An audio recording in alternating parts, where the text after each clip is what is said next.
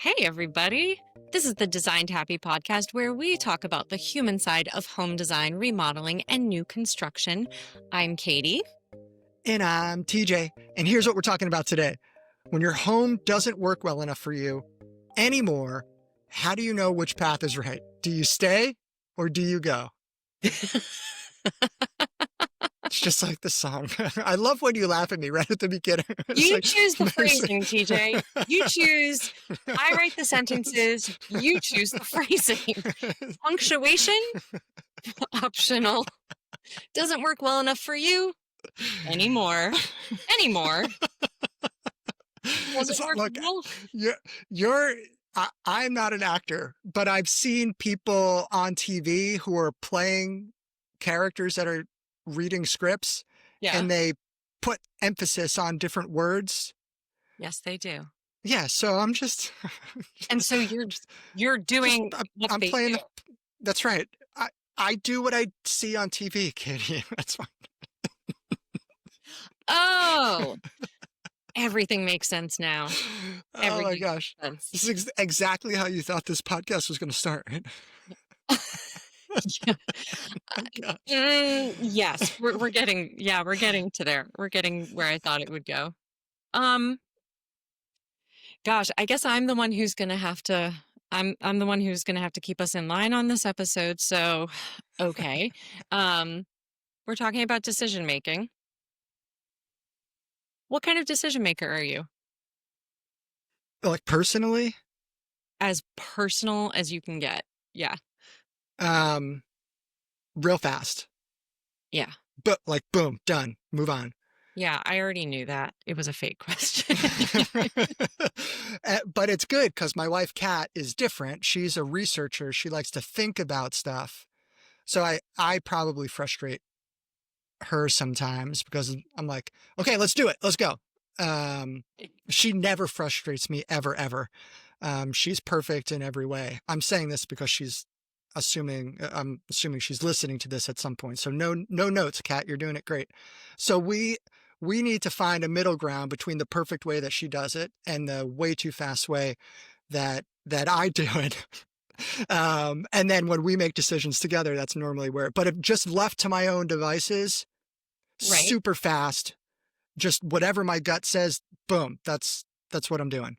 Ah, that fi- and you, and you don't have any remorse about that? You don't experience any regret? No, not, no. So if the decision is something that I don't love, then I think to myself, well, what did I learn from that? And then next time, that's a little tidbit that I hope my gut picks up on because I'm still going to make a real fast decision. You're like, hope I clocked that because I'm That's right. probably not changing.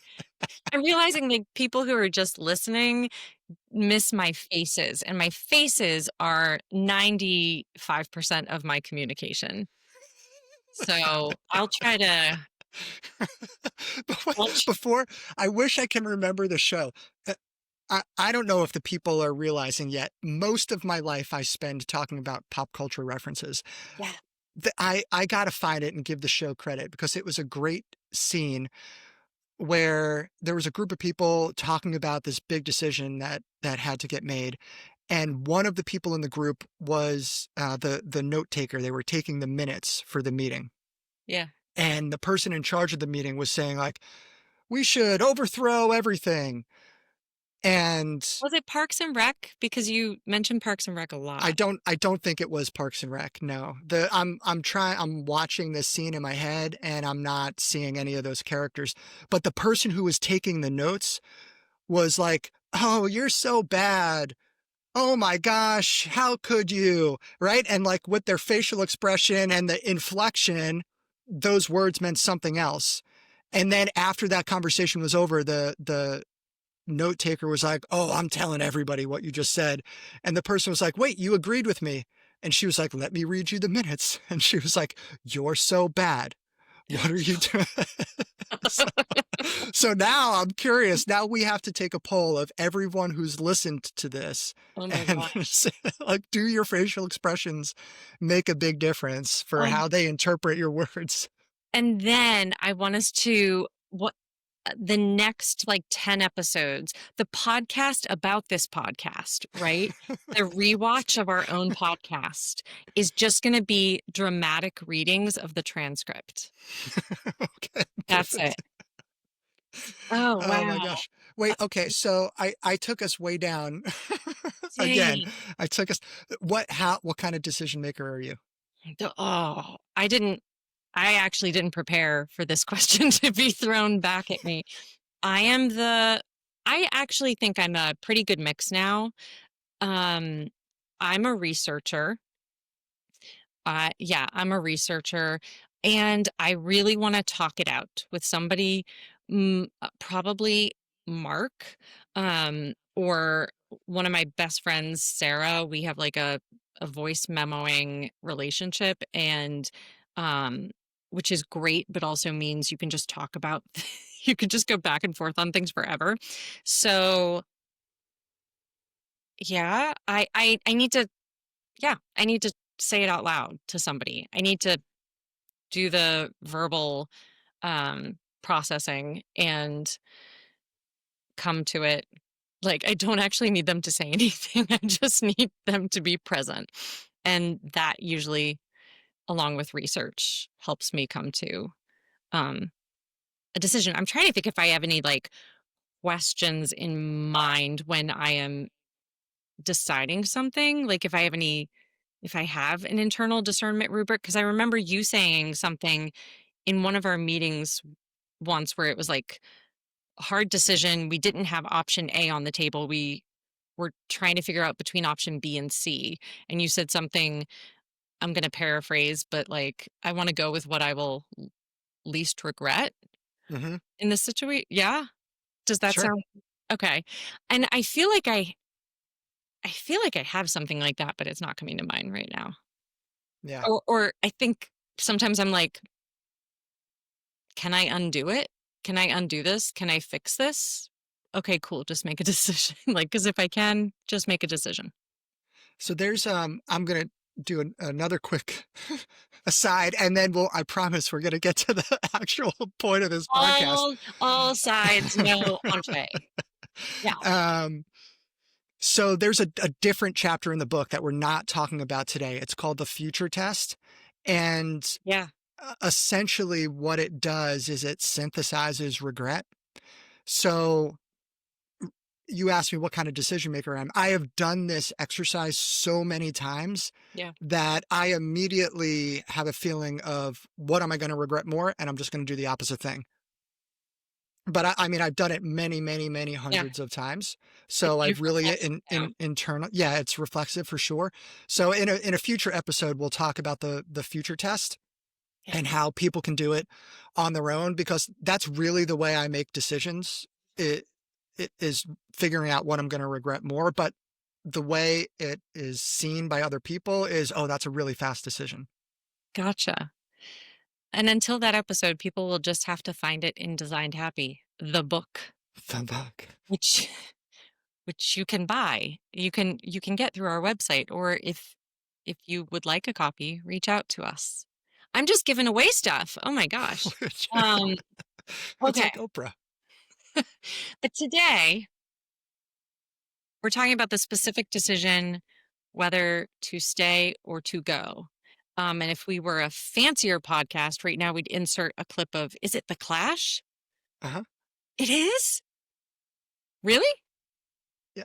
I mean, I think so, but now that you're saying really, I'm like, oh wait, is it? Now we don't know. The I song, think right? it is. Yeah. Should I stay or should I go now? That wasn't the right key. Um, that put it in like minor or something. Um, yeah. Okay. No, I'm bringing it back. We're talking about should people remodel the home they're in? Stay with me, TJ. Stay with me, TJ. Or should they move? And I have some questions to focus us. Um, so, what have you found people should consider when they are making this decision? And also, Do you have any specific tools that you've maybe created for that are easily accessible for people who say have the internet to be able to access some of these considerations? It would be so funny if the answer was no. Yeah. Can I take a step back? Yes, the answer is yes, there's tools, as you well know, because you helped create the tool. Yeah. Um, we'll tell people about the tool in a second. So many times I've talked to homeowners that are thinking about remodeling their home, and they're like, this is starting to get to be big. Should we just move? Mm, Maybe we should just sell the house and move to a bigger house, or a house where the kitchen's already redone, or a house where there are the number of bathrooms that I need, or where the basement's already finished with a golf simulator, or I don't know, whatever, yeah. right? Sometimes it's easier to imagine I'm just going to move and not do the project. So I have this conversation with people all the time. And it got to the point where I was like, I need to help people make a better decision one way or the other for Mm, themselves. So in the book, there is a chapter on staying or going. And what we came up with is a quiz where there's 12 questions and there's a sliding scale, one to 10, I think. Yeah, one yeah. to 10. I'm looking at the book. So you give yourself a score from 1 to 10 for each question, and then you add up all of your scores, and then the number at the end tells you where on the scale you are. Should you move or should you stay? Now, a lot of people end up somewhere in the middle. So the quiz isn't going to give you a definitive answer, but it's going to help you understand where on the spectrum you are. And typically there's more than one stakeholder Mhm. involved. If you live alone, then super easy. Take the quiz. If you agree, then great, do that thing. And if you disagree, then great, do the opposite thing. But oftentimes there's two people involved, or maybe four people involved if there's kids, or whatever. Maybe it's your multi-generational family and there's eight people involved. So my suggestion is everybody takes the quiz, and then you can all have a conversation about where you all are, because everyone's going to answer these questions differently. So it's not meant to give you a final answer. It's to help you see where you are on the spectrum to facilitate a more productive conversation. Oh, love that. And for people who missed my face, the subtitle when TJ said 8 people involved in the decision making was woof. Um, cool. Oh Cool, my cool, cool. gosh. That seems to be a recurring theme here, that it isn't about necessarily getting to an end product, but that it is giving people some roadmap for the most effective process. Um, Hmm. okay. I want to say uh, I see myself as someone who I love my friends. I respect and appreciate everyone in my life who is an architect. I have a lot of architects in my life. Um, and folks who are really interested in home design and home remodeling and home projects and all of that. I think that's awesome. That is not me. And so I am a like, let's just let's just buy something that already has it. Let's just do that. But my assumption is that that always is going to cost more than remodeling. Buying something new is always going to be the more expensive, or the more like more of a financial commitment than remodeling your home. True or false, TJ? Well, I want the people to know that your advice is everyone should never sell and move and stay in their house and only remodel. I think if you're only giving me true and false, I'd have to say false. Yeah. Uh, so the honest answer to every home related question is it depends. Everyone's situation is different. So I don't know what kind of remodel you're thinking about. I don't know if you're going to move to the same neighborhood or a different neighborhood. I don't know what the remodeling market is doing compared to the real estate market. Like there's so Mm, much yeah. nuance in it that it's tough. Like during COVID, when building materials were really tough to get and everything costs a fortune, and also interest rates were starting to go down and people were moving, that was one kind of market. Now nobody wants to leave the really low interest rates they have. And before all the tariff craziness, remodeling costs were pretty stable. So it did make a lot more sense to remodel your house and keep your low interest rate and not move. So Okay. there are so many variables um, that are involved that it's I'd love to be able to say true or false and make it easy for everyone, but there's too much gray matter in there. Yeah, yeah. Well, it points back to the importance in like really ask yourself these questions and make sure the people you're working with know the answers to these questions so you get the fuller context of someone's situation. Can we go through these questions? Can we go through some of the quiz questions because it sounds like that's the thing that's going to tell us what areas people should be considering when they're making this decision. Absolutely. So, but I never answered your question from before. If you asked if there was a place online that somebody could do Ah, this, yeah. and we just completely blew right past it. So there's a quiz in the book, and you and I worked hard to take that quiz and put it online, so that people who might not know about the book or have access to the book can take the quiz. And also, if you have one copy of the book, it's maybe it's tough to have multiple people do the quiz. So you could go to the website, stayorgoquiz.com, and then everyone in your family can take the quiz and you can all get your own score at the end and see where on that spectrum that I keep talking about. One side of the spectrum says stay in your house and remodel. The other side of the spectrum says you should move right now. What are you waiting for? Call a realtor. Hmm. It will show you where on that scale you are.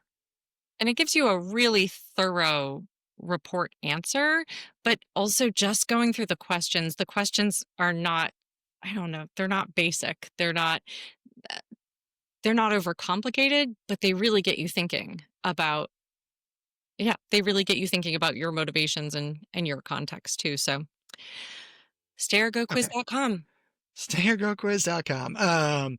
So how about we do this? So I'm reading from the book right Okay. now. I have the book in front of me. So there's 12 questions. I'm going to read the questions so people know what they are. Hmm. If you think there's an interesting question that we don't have time to talk about all 12. So if you are like, oh, that's an interesting question, let's talk about that a little bit. You just yell stop. Right. Ah! Okay.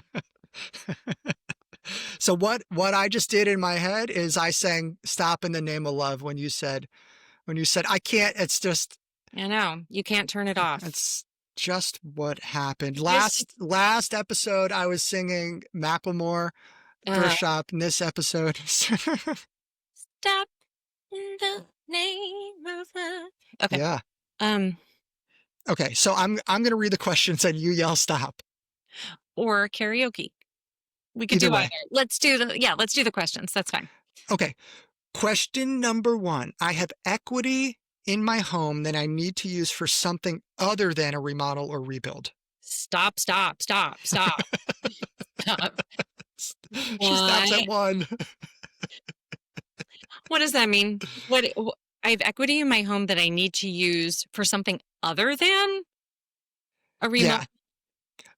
So, there's lots of different ways that people pay for a project, and it's a different chapter in the book, and maybe it's a different episode in the future. A lot of people take out a home equity loan. Yeah. It's a pretty straightforward way to access cash, right? Sometimes you don't have equity. Sometimes you have equity, but you have it earmarked for something else. Some examples. Yeah. Yeah. We had a boatload of student loans. like a mountain of student loans. And we took out a home equity loan to pay off the student loans because the interest rate on the home equity loan was significantly lower than the interest rate on the student loans. Right. Okay. Um, I have had clients who have taken out or were planning on taking out a home equity loan to buy another property, Mm, right? So that was going yeah. to be the down payment someplace else. So if you have equity and also it's available for you that you are comfortable using it, that's normally the easiest way to access cash. Like some people just have the cash or maybe you sell stocks or something. I don't, whatever, but home equity loan is the easiest way that I've heard of people accessing cash, which Yeah. is why it's the first question. Okay. Okay. Thank you. You may proceed. Oh, thanks. Okay. All right. I'm going to read through them quickly and you'll stop. Okay. Number two, my feelings about my neighbors are. Oh, was there more? No, that's it. You made a face that the people on YouTube will see. My feelings about my neighbors are like, Well, one side of the so I love them is one side of the spectrum, and they're the worst people I know is the other side of the spectrum. So the question is, my feelings about my neighbors are, and then your answer is somewhere on that 1 through 10 oh, sliding scale. stop. I think because, Stop. We and I can't know stop at all 12. I won't. I won't. Well, we're gonna breeze through the others, but with this one, um, I I'm trying to put myself in your shoes, and if someone was like, "We really want to move, but we love our neighbors," I guess my thing is, well, they could move too. Like, you Mhm. probably don't want to hinge everything on um your great neighbors, which as I talk it out, I realize is why it's just one question. In so, I guess we can keep going. Let's Okay. say you landed on it, but so let's say you were like, "Oh my God, I love my neighbors so much. There's no way I could ever consider leaving." And Okay. then every other answer was the complete opposite side of the spectrum, Yeah. right? Your result at the end would be you should move.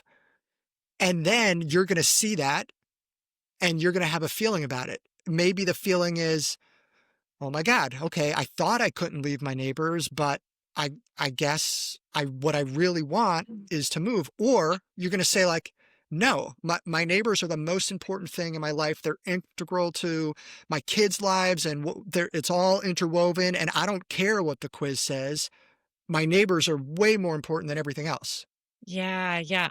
That's awesome. I love processes where process. I love things where you it is about the result you get, but also your response to the result is Mhm. really good data as well. And I'm also having fun over here imagining someone being like, "I love my neighbors so, so much. Oh, we couldn't leave them." And the neighbors are like, "They're fine." Like, okay, continue, please. Oh my goodness. Okay. Number three, my feelings about my neighborhood are, Hate it or love it. Yeah, we can. yeah. Okay. Number four, I'm a person who loves big change. No, keep going. Number five, I have design, construction, remodeling professionals that I trust. Number six, I have a good understanding of what my project might cost. Number seven, I want this home to stay in my family for generations. Mm. Number eight, moving would negatively impact the family, school, commute, etc. Number nine, there are aspects to this house that would make remodeling more expensive than typical. Oh, stop.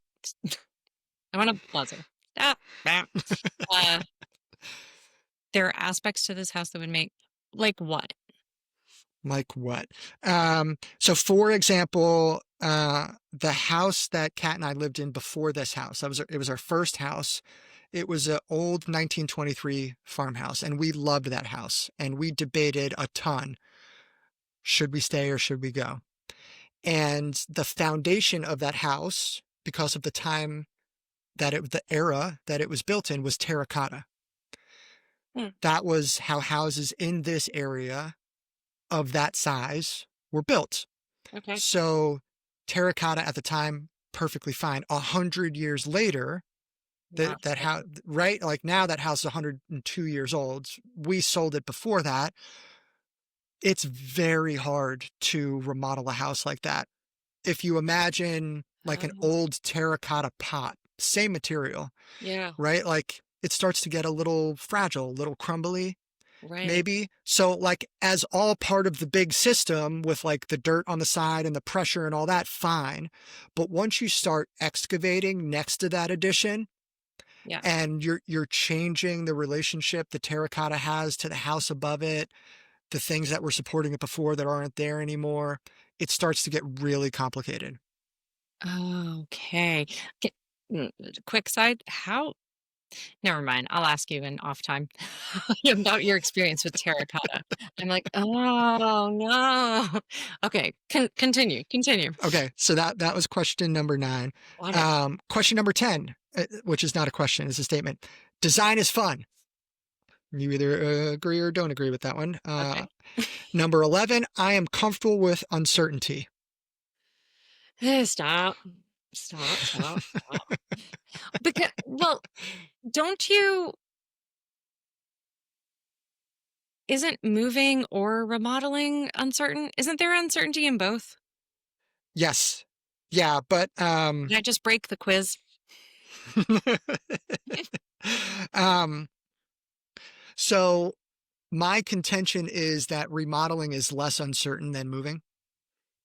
Uh Fair. Okay. right, there are already variables that are set with remodeling. You know your neighbors, you know the neighborhood, you know your street, you know the bones of the house. Moving, in my opinion anyway, is very uncertain. What are you going to list the house for? What realtor are you going to work with? How long is the house going to be on the market? Is there a house that you're going to want to move into when your house sells? Uh, I don't know. There are just so many more variables that it seems to me to be a more uncertain experience. That makes sense. That makes sense. Okay. Last question. I have strong emotional ties to the house. I would imagine that's something that I'm like not stopping, but I'm also, I'd imagine that's something like everybody does in some way. I don't know. Have you worked with anyone who's like, it's a house? Yeah, Okay. for sure. Yeah, absolutely. Like, let's say you're on your third house, or let's say you have multiple vacation homes, Oh, right? So here's the spectrum. Let me give you the. So I have strong emotional ties to the house. One side of the spectrum is I'd write it a love letter. The other side of the spectrum is nope. So, the first house that Kat and I had, the one with the terracotta foundation, oh, we sold that house. We don't live in it anymore. That was an extremely difficult decision for us. And I actually did write a love letter to that house, which is why the question is, it's on our blog. Um, so, so that it was really, I get a little misty eyed when I read that blog post again, because we really did love it. It was such yeah. an important part of our lives, and it was so hard to leave it. But for what we wanted for our family, we needed to go. Makes sense. Okay. All right. I'm very glad I didn't make a joke about love letters to homes. It's okay. Look, I'm sure, people are rolling their eyes in the car while they're listening to this right now, and it was helpful for us. I don't expect anyone else to write a love letter to their house, but No, I mean, I'm thinking about the people in my life who are so into homes and are so into the design of homes, but also I am someone who I 30 years after I went back to I found my first home, like the home I came home to because it's so romanticized in my head. And I went to it and I live um, probably 15 minutes away from my grandmother's home, what was her home, the home my dad grew up in, and I'm always looking for it. And so, also this is also me. I am both. I live in the middle of this um our like response spectrum here. So, Yeah, and it changes over time. If Kat and I still owned that house, yeah. we would probably stay and remodel it because we have resources now that we didn't have before. So it's about a snapshot in time and how you're Mm. feeling at that moment. Now, we Yep. sold that house and we bought land and we built a house. We designed it ourselves and we built it. I would sell this house tomorrow. I don't have an emotional attachment to this house. If you asked my kids if we should sell it, they would throw a fit, right? Because their relationship to this house is very different than my relationship to the house, which is why it's so important for all of the stakeholders involved Yeah. to participate in an exercise like this. That's really cool. And again, that by design, this quiz is getting that snapshot in time, That's right. is also taking timing into context. So great. Thanks for walking us through that. So stayergoquiz.com, people.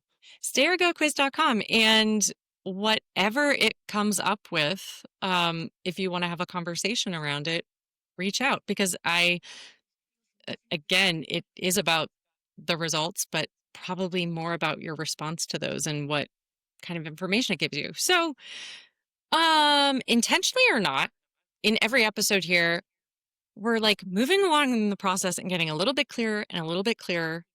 And we're going to carry this into our next episode and say, okay, once you know what you're doing, once you've found your why and you have more clarity on whether you want to stay in your home or move, then what do you do with those insights? How do you bring those into the conversation? What do you need to consider next? We're going to talk about that. But till then, take care. Thanks for listening. And be safe out there. Yeah, be safe out there. Stay happy. Sing songs. All right. Bye.